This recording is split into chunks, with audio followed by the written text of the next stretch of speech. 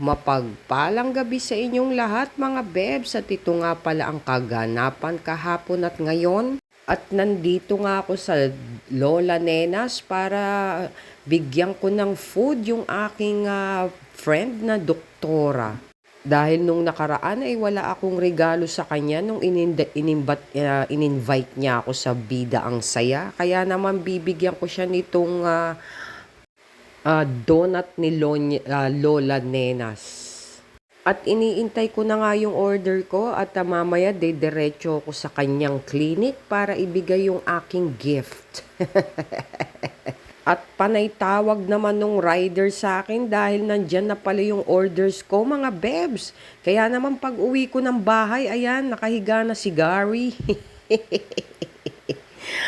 Kaya pagkapahinga ko sandali ay i-assemble ko na to para dun sa aking kalan. Ayan, mag-i-engineer tayo mga bebs. Ipifigure out natin kung paano natin to bubuuhin. Dahil hindi ko maintindihan yung salita.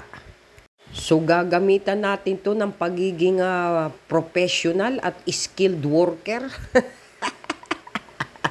At dito na lalabas ang pagiging bihasa mo sa pagpipigure out.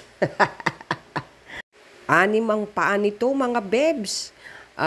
Stainless steel 304 na nabili ko yan sa online. Pag gusto nyo yan, pumunta lang kayo dun sa aking shop sa... bawal kasi sabihin dito eh. Ilalagay ko na lang ang link dyan sa aking comment section. Ang size niyan is 80 by 40 by 80 cm mga bebs.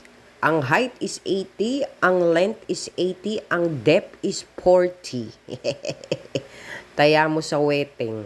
So umpisahan na natin ang aking masterpiece. So let's bolt in. Voltis 5 yarn.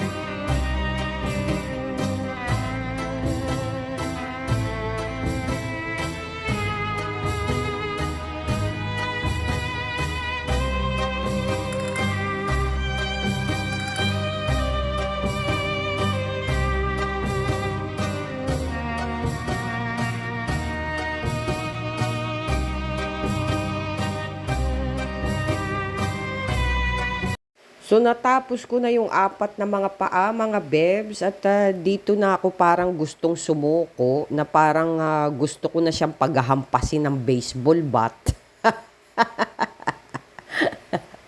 Hindi ko ma-figure out kaya si Habi to the rescue na, siya na lang daw ang gagawa. Pero hindi pa rin ako sumuko, ay talagang sinusubukan ko pa rin mga bebs. Kaya lang parang hindi ko sa malamang dahilan dahil yung mga butas ay hindi akma. Parang may mali akong mga paa na nailagay na hindi akma, hindi sila partner-partner dahil na bawat paa pala niya ay may butas at may kanya-kanyang pantay na butas kung saan mo dapat ilagay. Wala kasing numbering mga bebs. At hindi ko nga rin masyadong naintindihan dahil yung blueprint niya, sulat Pokien yata yung Pokien. Kaya naman I give up mga bebs. Si Habi na ang magtuloy at tatanggapin ko ang aking pagkatalo. So to make the story short, ayan na siya mga bebs, natapos na ni Habi. At nia-adjust pala ang paa niyan mga bebs hanggang sa magpantay sa sahig. So goods na tayo dyan mga bebs at magtatapos tayo sa mga katagang kung ayaw mo, wag ako. Good vibes. Mwah.